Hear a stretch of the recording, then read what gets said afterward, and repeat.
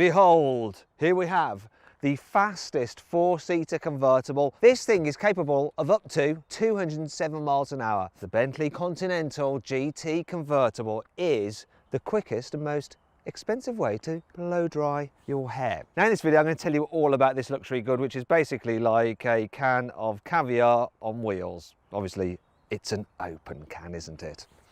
Ha ha ha ha ha. Now I'm going to have to start this video by talking about something rather vulgar.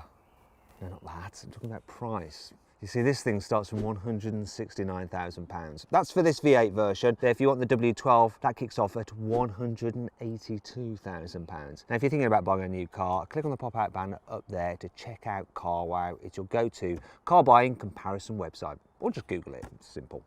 Let's talk about engines. So that W12 has a 6-litre, 12-cylinder twin turbo with 635 horsepower and 900 newton meters of torque. That can do 0 to 60 in 3.7 seconds and has a top speed of 207 miles an hour. This is the V8 version, so this has a 4-litre twin turbo V8. It's got 550 horsepower and 770 newton meters of torque, and its top speed is just 198 miles an hour. I mean, oh God, that's just so crap.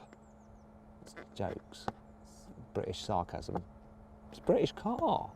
Bentley says this V8 version of the Continental convertible should be able to do 0 to 60 in 4 seconds.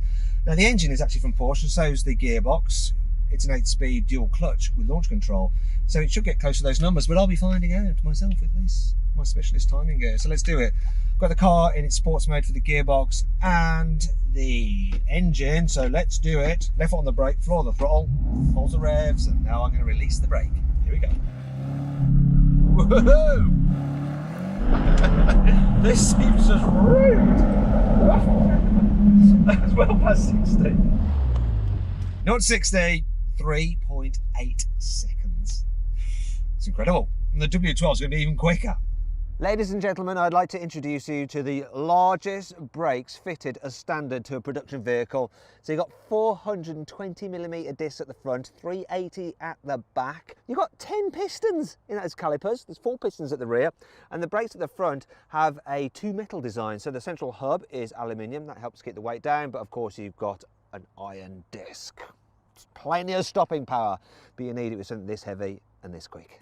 Now let's see just how good these brakes are at stopping this car, which comes in at almost 2.5 tons. So once again, I'm going to use my specialist timing gear. I'm going to do a brake test from 70 miles an hour, see how long it takes to stop. When I reach the cone that's lying down, I'm going to do a full emergency stop. The one after it is actually 50 meters away. Hopefully I'll stop before then, but who knows, might not be able to.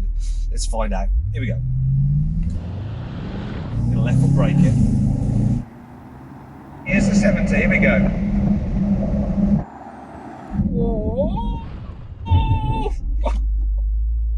Do you know what? I was actually a bit late on my braking for all that left foot braking shenanigans. I almost passed the cone, but what did it actually do?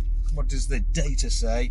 It stopped from 70 miles an hour in 44.8 meters, which is incredible for a car of this size. In fact, it's a shorter distance than I did it in a performance car. If you want to see what that performance car is, this Bentley B, in terms of braking from 70, click on the pop-out banner up there to watch the video of that. This Bentley has an intelligent 4-wheel drive system. What that means is that when the going gets a bit slippery, it can send up to 38% of the engine's power to the front wheels to help scrabble you out of a corner. However, through normal driving, it's more rear drive biased, and it can send up to 83% of the engine's power to the rear wheels for a real sporty feeling. The car is fitted with luxurious air suspension, and you can raise it if you want to, like that, if you need to go over some speed humps or the like. Also, it's got adaptive dampers which continuously adjust to make sure your ride is as silky smooth as possible. You can get the car with active anti-roll bars. So when you go around a corner, they work like a normal anti-roll bar. So they stop you from like rocking from side to side to keep the car nice and flat. But then they disengage when you're just going along a straight road, so that if you go over bumps, you can float up and down over them. And then when you go around a corner again, look, there you go, you're flat again. Now that's standard on the W12, there is an option on the V8. The V8 just normally gets hollow anti-roll bars. There's variable ratio steering, which basically means that when you just turn the wheel a bit, the wheels don't turn all that much, so it makes it feel nice and sedate, not twitchy. However, the more you turn the wheel, you get an increasing amount of steering angle at the wheels, which means that it feels more sporty the more you turn the wheel. I'm not entirely sure that I've explained that very well. If you can do a better job, explain it for people in the comments below. Variable ratio steering, gubbins. There's also torque vectoring by braking, so as you turn into a corner, the brakes on the inside wheels just nibble at the discs a bit to slow down those wheels so the car rotates round to get it turning easier, which is kind of important in a car that weighs almost 2.5 tons, because you do need all the help you can get to get it changing direction. So let's see how this big Bentley handles a twisty road. Here we go. Oh, I'm noticing the active anti-roll bars. This doesn't lean much at all. I mean, if you push it hard, it will start to run wide, but it's amazing how tight it feels. Such a big car and an open top version at that. There really wasn't much like shake or anything through the steering wheel. That was impressive. Now, a lot of motoring journalists will say that you want the V8 because it's just a bit more agile. You see the W12 has more weight in its nose, so it's turning quite so sharply. But that's a little bit like saying, I wouldn't want a bigger dick because then it'd be slightly harder to get out of my trousers. It's utter nonsense. Think about how you drive a car like this. You're not going to hoon it around like I just did on that twisty road. As a result, you're better off getting the biggest engine possible, because you're going to just be cruising around and occasionally you're going to want to wallop past people, and you can wallop past people just that little bit quicker in the W12. In fact, you should always get the most powerful engine Bentley does, so if they offer it with a nuclear reactor under the bonnet, get that one instead. There's just one last thing for me to try. Will the stability control go all the way off? Yes, it will. Does that mean this car will do skids? Let's find out.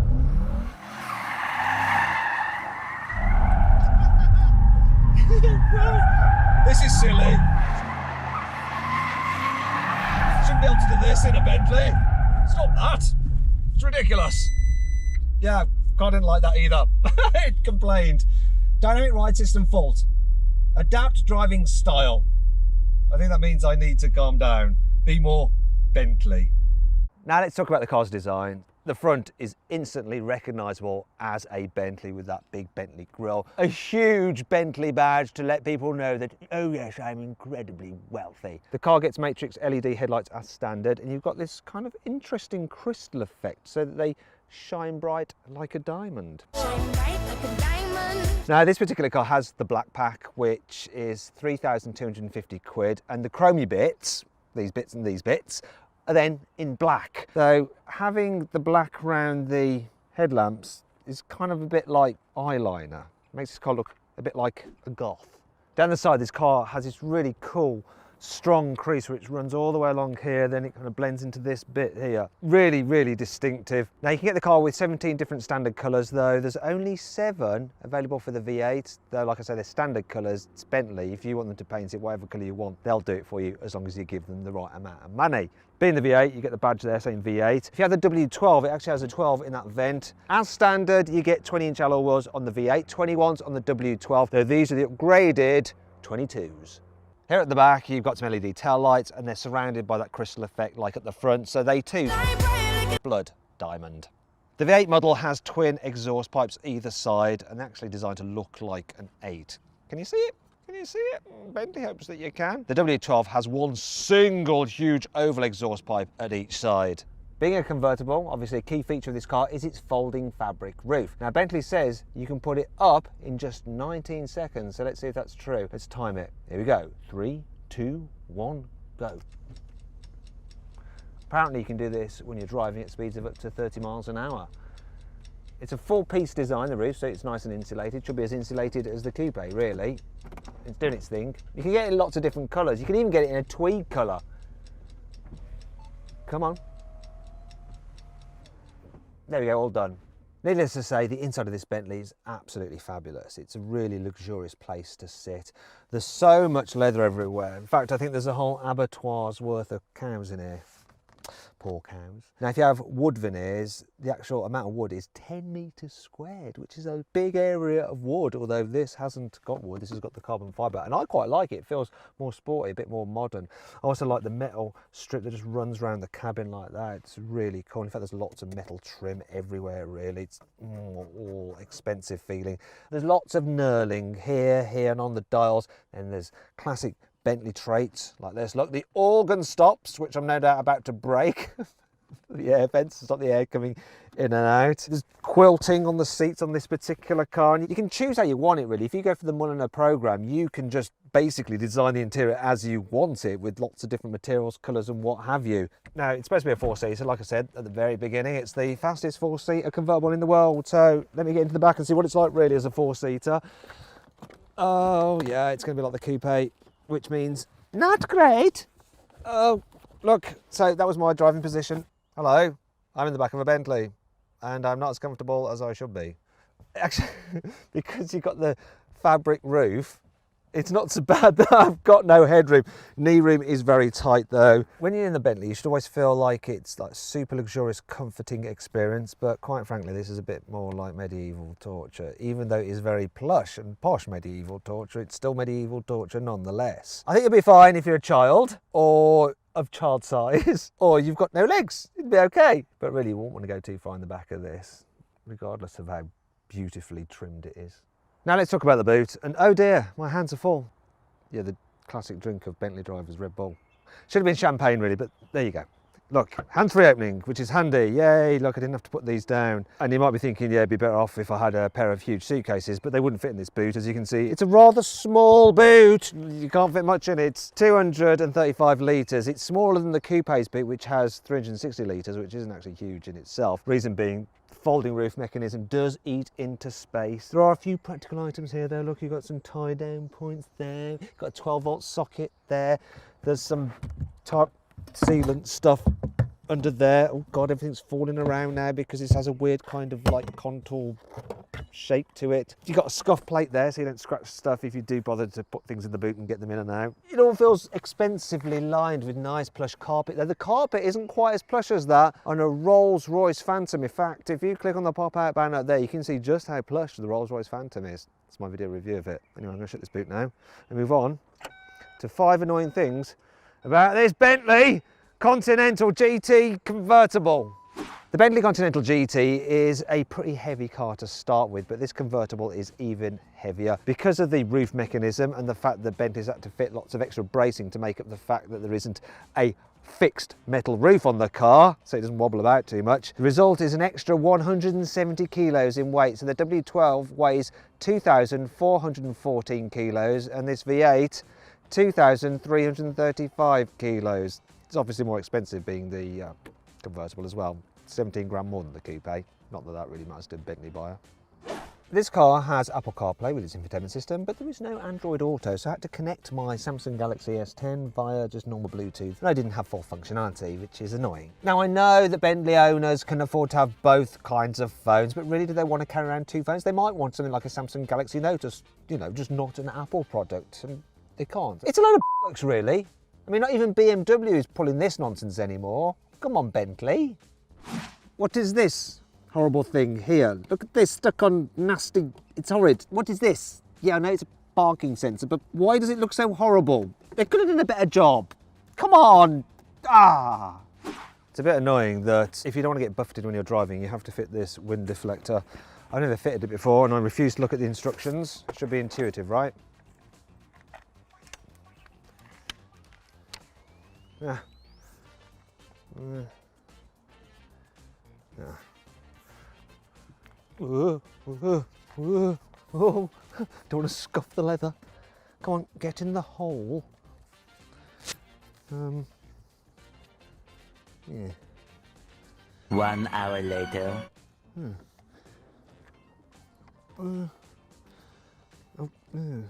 2 hours later. There's probably a way. No. I'm almost there. Tomorrow. I'm now looking at the instructions. Oh, does help.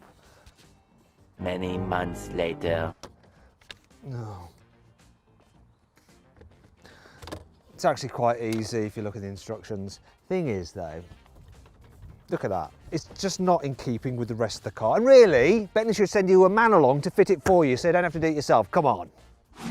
This car comes with a 20-gallon fuel tank, which is pretty large. Trouble is though, it's quite a thirsty vehicle. You'll be looking to average around 22 miles per gallon regardless of which engine you go for or how you drive. And that means that you've got a maximum range of around 460 miles between fill-ups, which means if you want to drive to the coast and back, you are at some point probably going to have to fill up with fuel and rub shoulders with just plebs. It's a bit annoying that the tank wasn't a bit larger so you could go further, maybe 600 miles, and that way you wouldn't have to fill up and you could just get your staff to do it when you return home. It's not all negative though. Here's 5 good things about this car. The air suspension system has 3 chambers, and as a result you have 60% more air volume in there than the air suspension on the old Bentley Continental GT convertible for an even more pillowy ride. So you can enjoy having the top down even when it's cold, as well as a heated seat. You have heated armrests and a nice little bit of hot air blown out of there to keep your neck warm. If you think that having a big digital display in the centre of your dash is not very Bentley-like, don't worry. For £4,800 you can get this rotating screen, so at the press of a button I can get rid of that and see some lovely, more old-fashioned dials. Now this unit has 40 different moving components in it, which might worry a little bit about reliability. But the tolerances are very high, apparently 0.5 of a millimetre, and if you look, this weave lines up exactly. Now if you don't like that, you can just get rid of it all and just have it pure. Like this. There we go. Lovely. Though, wait a minute, the weave doesn't quite match up this time. Is that within 0.5 of a millimetre? I'm not sure. Let's move on. A lot of cars have puddle lighting so that when you open the door it illuminates on the floor, a bit of branding for the car, but very few look as cool as the Bentley one. Now it's a bit light today so you can't see it, but you can just hear if I shut the door on the sill. Look at that lovely bit of Bentley lighting. Oh, luxury. If you buy this car, you get some serious bragging rights to really bore your friends with.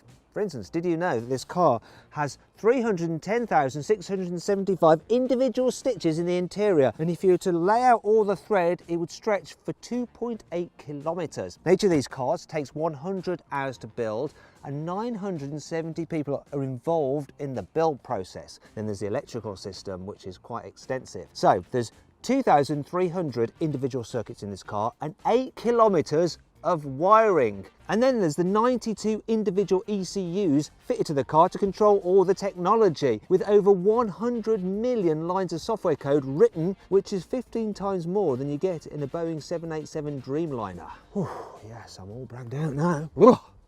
The infotainment system on this car is taken from the Porsche Panamera, and it's generally pretty nice to use. One thing that is a bit annoying is that some of the icons are a bit fiddly and so hard to hit while you're driving. You can see they're quite small. You can do things like control the climate control through there as well, though thankfully you do have dials down here which are much easier to use while you're driving. And the sat nav is pretty good, and the screen reasonably responsive.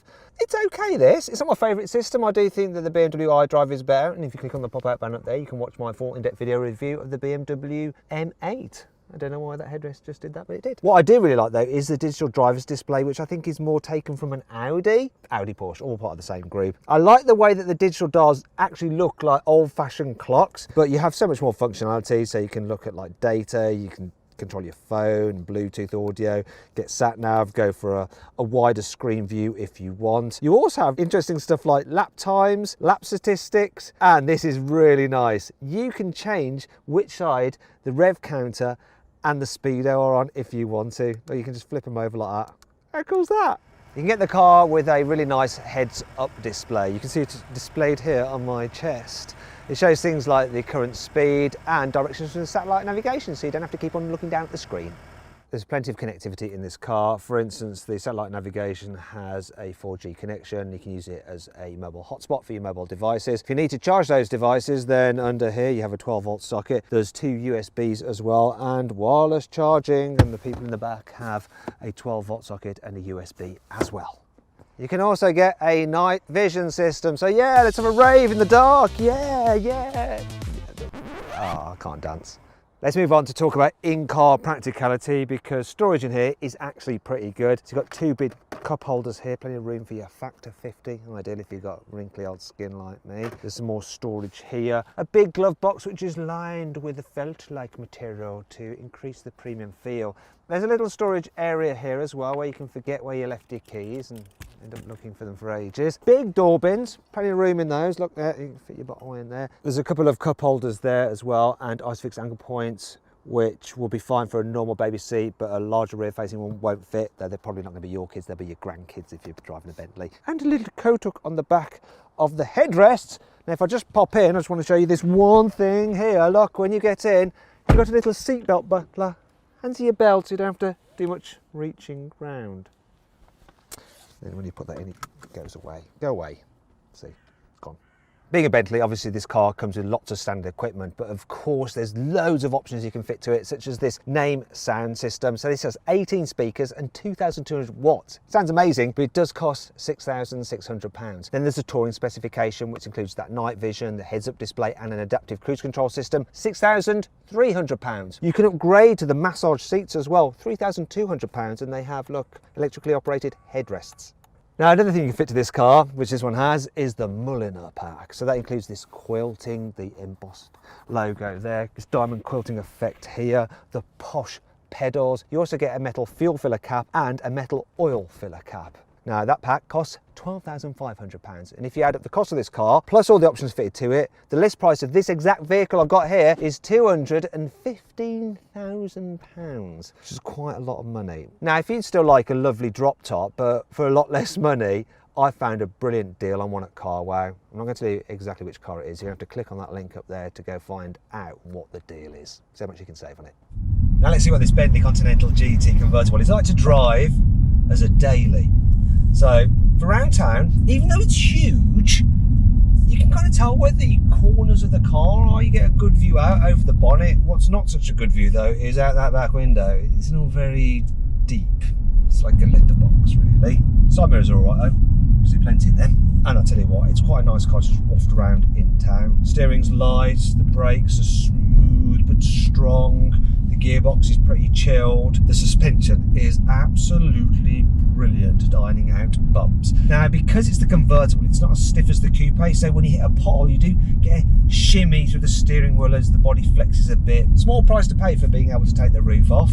Most of the time, though, you will probably have the roof up because you live in England and it just rains all the time. And it's reasonably quiet. I don't think it's quite as quiet as the coupe, maybe, but there's hardly anything in it. I think you need a sound meter to tell the difference. Now, when you suddenly come out of town, look, I'm at 40 miles an hour, I'm going to floor it, gearbox responds quickly. Light me off we go. That's 70. Really quick. Responsive gearbox as well. This thing flies. Final thing to answer though is, what is the economy like? Well, this one's averaging 24 miles per gallon, which when you consider the performance and how heavy it is surprisingly good. Maybe you won't have to fill up as often as I thought you might. So then, what's my final verdict on the Bentley Continental GT convertible? Should you avoid it? Should you consider it? Should you shortlist it? Or should you just go right ahead and buy it? Well, do you know what? If you've got the money, just go right ahead and buy it. It's an absolutely lovely car. Just make sure you get it with the W12 engine and perhaps not in this colour because it's a bit, ooh. You're looking at a range at best of around 46. There's also a night bigger.